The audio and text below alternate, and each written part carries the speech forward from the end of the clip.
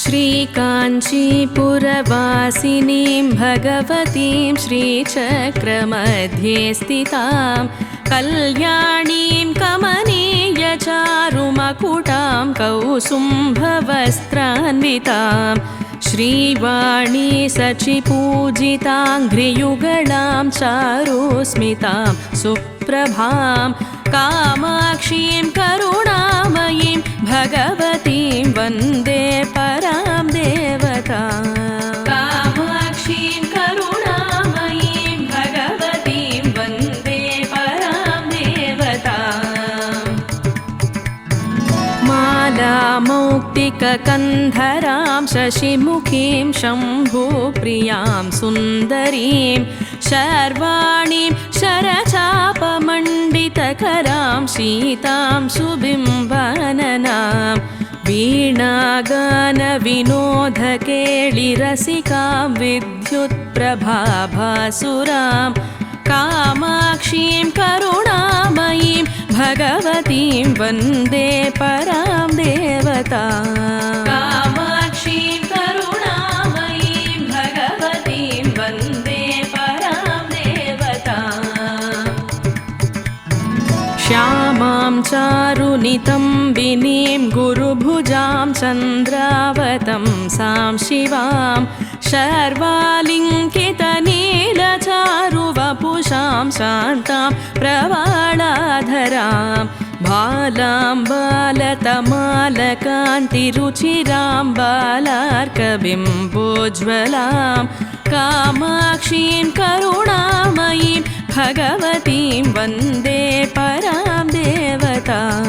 कामाक्षीं करुणामयीं भगवतीं वन्दे परां देवतां। लीलाकल्पितजीवकोटिनिवहां चिद्रूपिणीं शङ्करीं ब्रह्माणीं भवरोगतापशमनीं भव्यात्मिकां शाश्वतीं देवीं माधवसोदरीं शुभकरीं पञ्चाक्षरीं पावनीं कामाक्षीं करुणामयीं भगवतीं वन्दे परां देवतां। कामाक्षीं करुणामयीं भगवतीं वन्दे परां देवतां।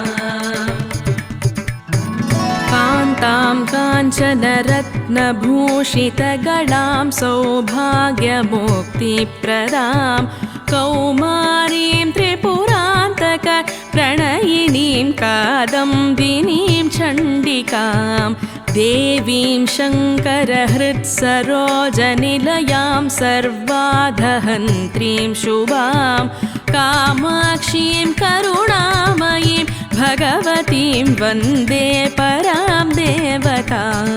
कामाक्षीं करुणामयीं भगवतीं वन्दे परां देवतां। शान्तां सञ्चलचारुनेत्रयुगलां शैलेन्द्रकन्यां शिवां वाराहीं दनुजान्तकीं त्रिनयनीं सर्वात्मिकां माधवीं सौम्यां सिन्धुसुतां सरोजवदनां वाग्देवतामम्बिकां कामाक्षीं करुणामयीं भगवतीं वन्दे परां देवतां। कामाक्षीं करुणामयीं भगवतीं वन्दे परां देवतां। चन्द्रार्कानललोचनां गुरुकुचां सौन्दर्यचन्द्रोदयां विद्यां विन्ध्यनिवासिनीं पुरहरप्राणप्रियां सुन्दरीं मुद्गस्मेरसमीक्षणेन सततं सम्मोहयन्तीं शिवां कामाक्षीं करुणामयीं भगवतीं वन्दे परां देवतां। कामाक्षीं करुणामयीं भगवतीं वन्दे परां देवतां।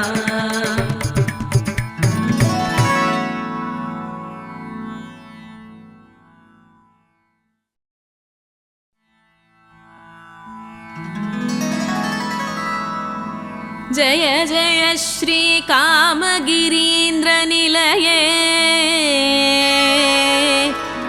जय जय श्री कामकोटिपीठस्थिते जय जय श्री त्रिषट्वारिंषट्कोण श्रीचक्रान्तरालबिन्दुपीठ परिलसत्पञ्चब्रह्ममयमञ्जमध्यस्थ श्री शिवकामेश वामाङ्गनिलये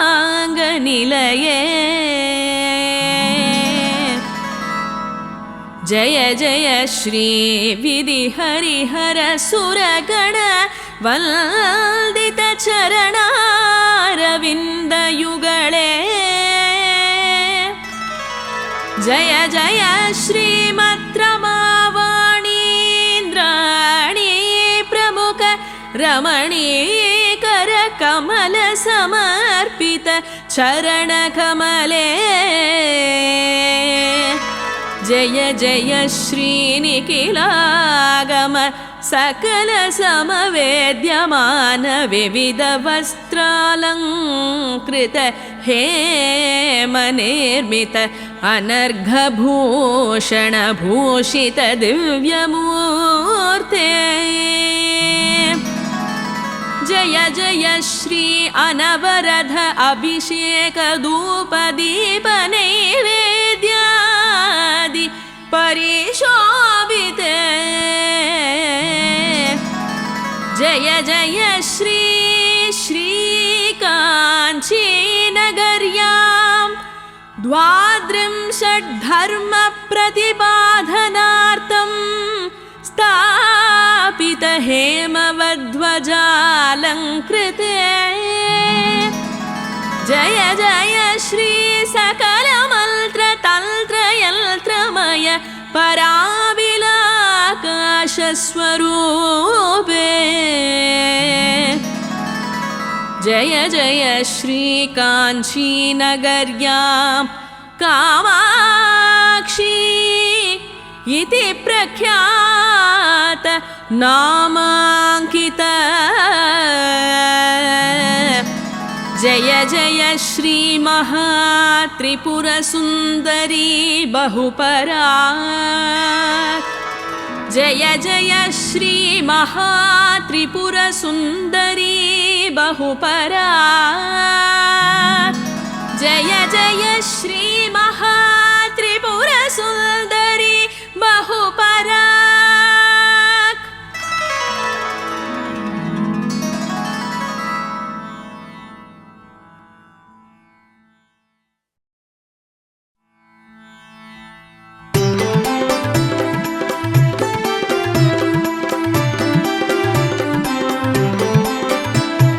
स्वामी पुष्करिणी तीर्थं पूर्वसिन्धुः पिनाकिनी शिलाहृतश्चतुर्मध्यं यावत् तुण्डीरमण्डलम्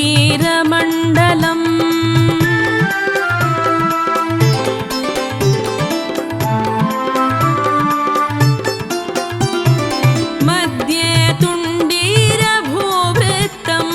कम्पावेगवती द्वयोः तयोर्मध्यं कामकोष्ठं कामाक्षी तत्र वर्तते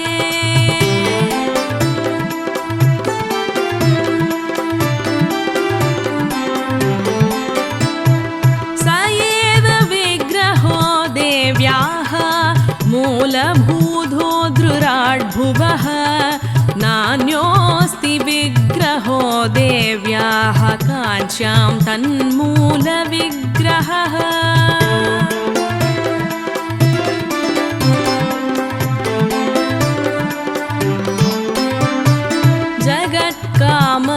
जगत्कामकलाकारं नाभिस्थानं भुवः परं पादपद्मस्य कामाक्ष्याः महापीठम् उपास्महे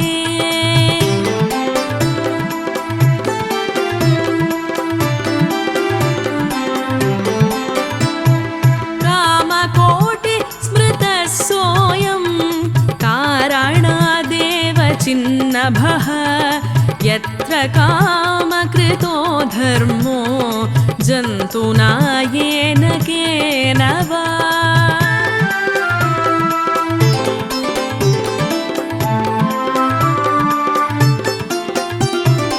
सकृत्वापि सुधर्माणां फलं फलादिकोटिशः यो जपेत् कामकोष्ठेऽस्मिन् मन्त्रम् इष्टार्थदैवतम्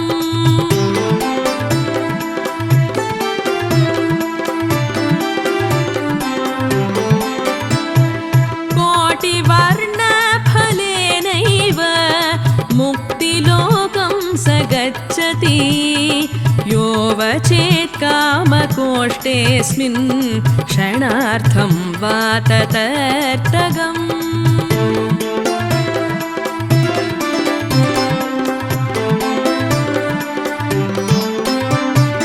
मुच्यते सर्वपापेभ्यः साक्षात् देवी नराकृति गायत्री मण्डपाधारं भुनाभिस्थानमुत्तमम्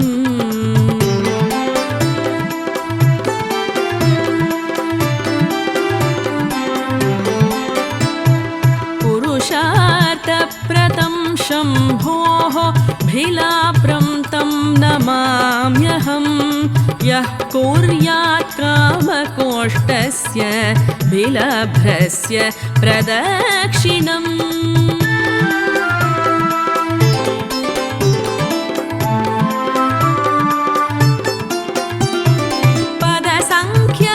पदसङ्ख्याक्रमेणैव गोगर्भजननं लभेत् विश्वकारणनेत्राट्यां श्रीमत्त्रिपुरसुन्दरी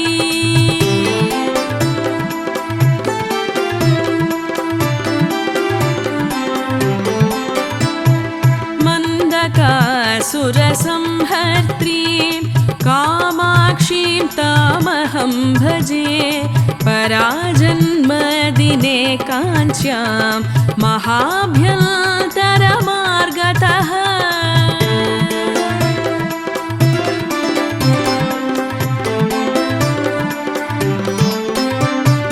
योर्चयेत् तत्र कामाक्षीं कोटिपूजाफलं लभेत् तद्फलोत्पन्नकैवल्यं सकृत् कामाक्षि सेवया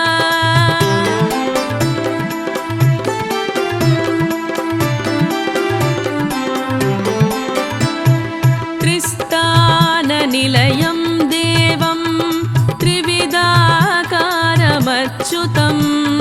प्रतिलिङ्गाग्रसंयुक्तं भूतबन्धं तमाश्रये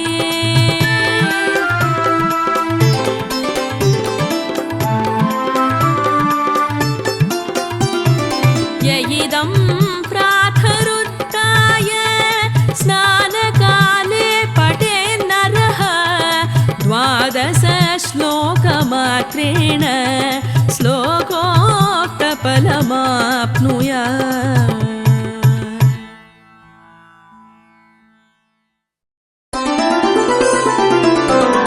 अतः श्रीकामाक्षि अष्टोत्तरशतनामावलिः ॐ श्रीकालकण्ठ्यै नमः ॐ श्रीत्रिपुरायै नमः ॐ श्रीबालायै नमः ॐ श्रीमायायै नमः ॐ श्रीत्रिपुरसुन्दर्यै नमः ॐ श्रीसुन्दर्यै नमः ॐ श्रीसौभाग्यवत्यै नमः ॐ श्रीक्लीङ्कार्यै नमः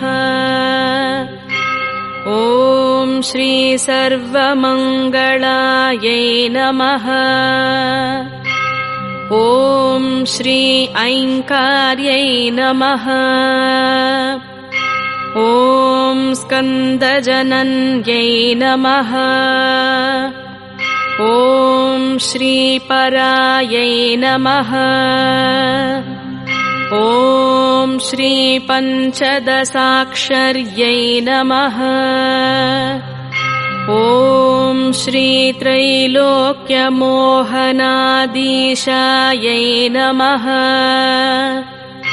ॐ श्री सर्वासापूरवल्लभायै नमः। ॐ श्री सर्वसंक्षोभणाधीशायै नमः। ॐ श्री सर्वसौभाग्यवल्लभायै नमः। ॐ श्री सर्वार्थसाधकाधीशायै नमः। ॐ श्री सर्वरक्षाकराधिपायै नमः।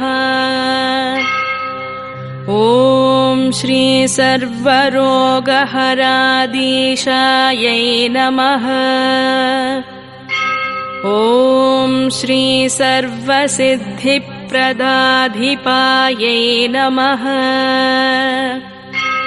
ॐ श्री सर्वानन्दमयाधीशायै नमः। ॐ श्री योगिनीचक्रनिलयायै नमः। ॐ श्री भक्तानुरक्तायै नमः। ॐ श्री रक्ताङ्ग्यै नमः। ॐ श्री शङ्करार्धशरीरिण्यै नमः। ॐ पुष्पबाणेक्षुकोदण्डपाशाङ्कुशकरायै नमः। ॐ श्री उज्ज्वलायै नमः।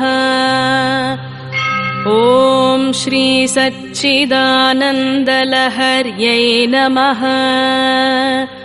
ॐ श्री श्रीविद्यायै नमः।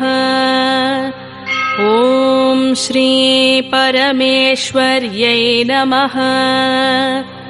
ॐ श्री अनङ्गकुसुमोद्यानायै नमः।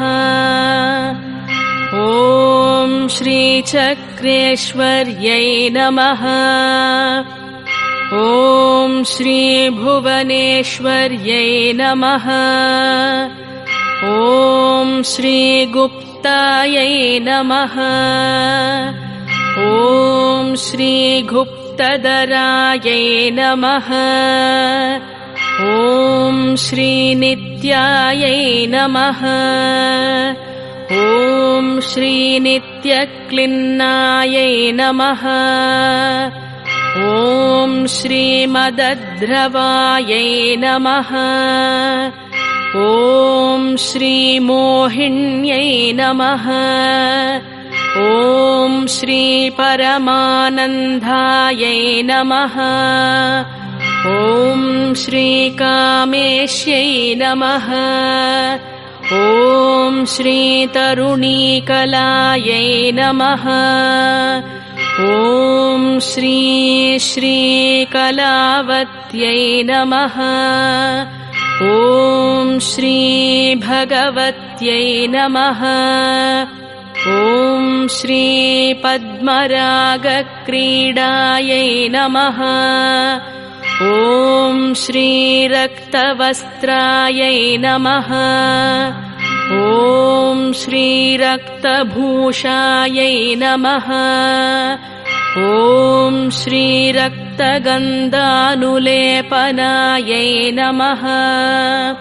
ॐ श्री सौगन्धिकलसद्वेण्यै नमः। ॐ श्री मन्त्रिण्यै नमः। ॐ श्री तन्त्ररूपिण्यै नमः। ॐ श्रीतत्त्वमय्यै नमः। ॐ श्रीसिद्धान्तपुरवासिन्यै नमः।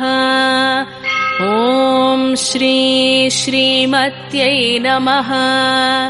ॐ श्रीचिन्मय्यै नमः। ॐ श्रीदेव्यै नमः। ॐ श्रीकौलिन्यै नमः। ॐ श्रीपरदेवतायै नमः। ॐ श्रीकैवल्यरेखायै नमः। ॐ श्रीवशिन्यै नमः। ॐ श्रीसर्वेश्वर्यै नमः। ॐ श्रीसर्वमातृकायै नमः। ॐ श्रीविष्णुस्वस्रे नमः। ॐ श्रीवेदमय्यै नमः। ॐ श्रीसर्वसम्पत्प्रदायिन्यै नमः। ॐ श्रीकिङ्करीभूतगीर्वाण्यै नमः। ॐ श्रीसुधवापि विनोदिन्यै नमः। ॐ श्रीमणिपूरसमासीनायै नमः। ॐ श्री अनाहताब्जवासिन्यै नमः। ॐ श्रीविशुद्धिचक्रनिलयायै नमः। ॐ श्री आज्ञापद्मनिवासिन्यै नमः। ॐ श्री अष्टत्रिंशत्कलामूर्त्यै नमः। ॐ श्री सुषुम्नाद्वारमध्यकायै नमः। ॐ श्री योगीश्वरमनोध्येयायै नमः। ॐ श्री परब्रह्मस्वरूपिण्यै नमः। ॐ श्री चतुर्भुजायै नमः। ॐ श्री चन्द्रचूडायै नमः। ॐ श्री पुराणागमरूपिण्यै नमः। ॐ श्री ओंकार्यै नमः। ॐ श्री विमलायै नमः। ॐ श्री विद्यायै नमः। ॐ श्री पञ्चप्रणवरूपिण्यै नमः। ॐ श्री भूतेश्वर्यै नमः। ॐ श्री भूतमय्यै नमः। ॐ श्री पञ्चाशत्पीठरूपिण्यै नमः। ॐ श्री षोडन्यासमहारूपिण्यै नमः। ॐ श्री कामाक्ष्यै नमः। ॐ श्री दशमातृकायै नमः। ॐ श्री आधारशक्त्यै नमः। ॐ श्री अरुणायै नमः। ॐ श्रीलक्ष्म्यै नमः। ॐ श्री त्रिपुरभैरव्यै नमः। ॐ श्रीरहपूजसमालोलायै नमः। ॐ श्रीरहोयन्त्रस्वरूपिण्यै नमः। ॐ श्री त्रिकोणमध्यनिलयायै नमः। ॐ श्री बिन्दुमण्डलवासिन्यै नमः। ॐ श्री वसुकोणपुरावासायै नमः। ॐ श्री दशारद्वयवासिन्यै नमः। ॐ श्री चतुर्दशारचक्रस्तायै नमः। ॐ श्री वसुपद्मनिवासिन्यै नमः। ॐ श्री स्वराब्जपत्रनिलयायै नमः। ॐ श्री वृत्तत्रयवासिन्यै नमः। ॐ श्री चतुरस्रस्वरूपास्यायै नमः। ॐ श्री नवचक्रस्वरूपिण्यै नमः। ॐ श्री महानित्यायै नमः। ॐ श्री विजयायै नमः। ॐ श्री श्रीराजराजेश्वर्यै नमः। इति श्रीकामाक्षि अष्टोत्तरशतनामावलिः सम्पूर्णम्।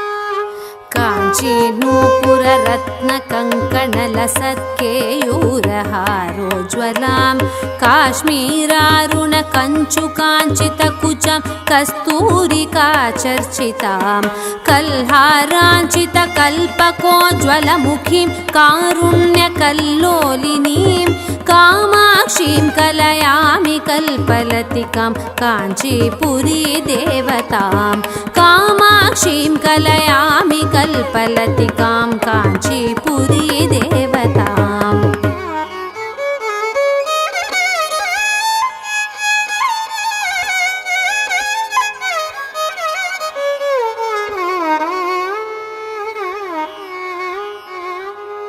कामाराधिमनःप्रियां कमलभूसेव्यां रमाराधितां कामाराधिमनःप्रियां कमलभूसेव्यां रमाराधितां कन्दर्पाधिकदर्पदानविलसत्सौन्दर्यदीपाङ्कुरां क्षीरालापविनोदिनीं भगवतीं काम्यप्रदानव्रतां कामाक्षीं कलयामि कल्पलतिकां काञ्चीपुरी देवतां कामाक्षीं कलयामि कल्पलतिकां काञ्चीपुरी देवताम्।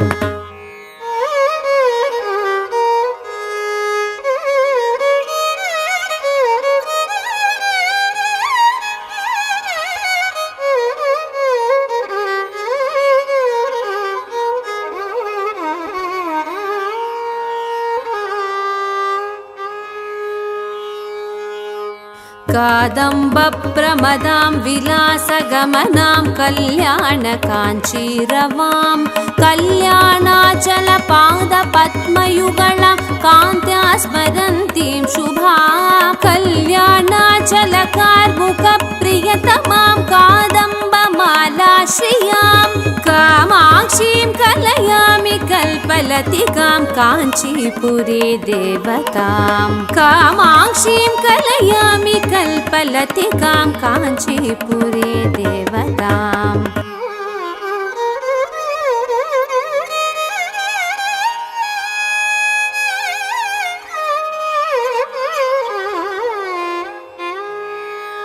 गन्धर्वामरसिद्धचारणवधूं ध्यायेत्पदा काञ्चितां गौरी कुङ्कुमपङ्कपङ्कितरुचां द्वन्द्वाभिरामां शुभां गम्भीरस्मितविभ्रमाङ्कितमुखीं गङ्गाधरालिङ्गितां कामाक्षीं कलयामि कल्पलतिकां काञ्चीपुरी देवतां कामाक्षीं कलयामि कल्पलतिकां काञ्चीपुरी देवताम्।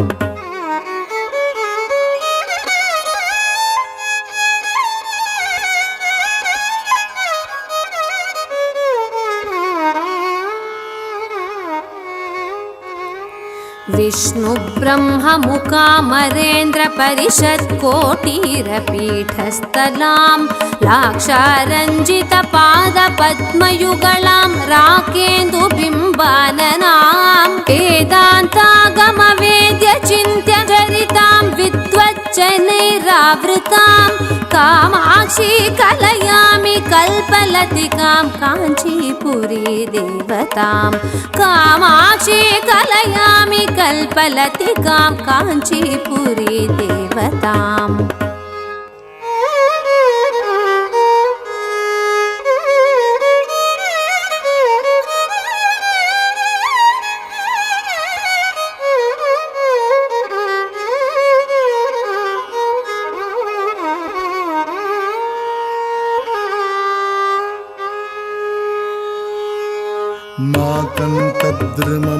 माकन्तद्रुममूलदेशमहिते माणिक्यसिंहासने दिव्यां दीपितहेमकान्तिमिव वस्त्रावृतां दां शुभां दिव्या कल्पितदिव्यदेहपरितं दृष्टिप्रमोदार्पितां कामाक्षीं कलयामि कल्पलतिकां काञ्चीपुरी देवतां कामाक्षीं कलयामि कल्पलतिकां काञ्चीपुरी देवताम्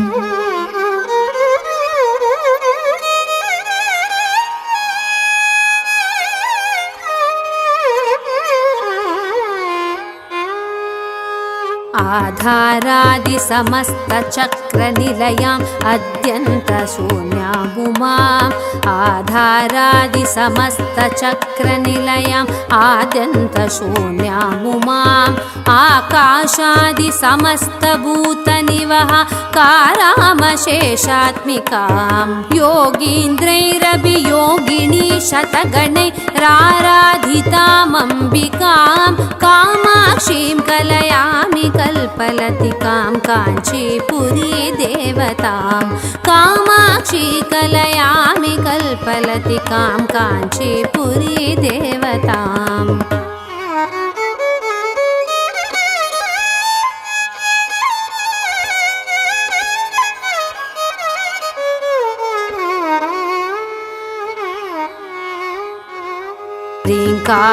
ह्रीङ्कारप्रणवात्मिकां प्रणमतां श्रीवेद्यविद्यामयीं ऐं क्लीं सौं रुचिमन्त्रमूर्तिनिवह कारामशेषात्मिकां ब्रह्मानन्दरसानुभूतमहितां ब्रह्मप्रियं वादिनीं कामाक्षीं कलयामि कल्पलतिकां काञ्चीपुरी देवतां कामाक्षीं कलयामि कल्पलतिकां काञ्चीपुरी देवताम्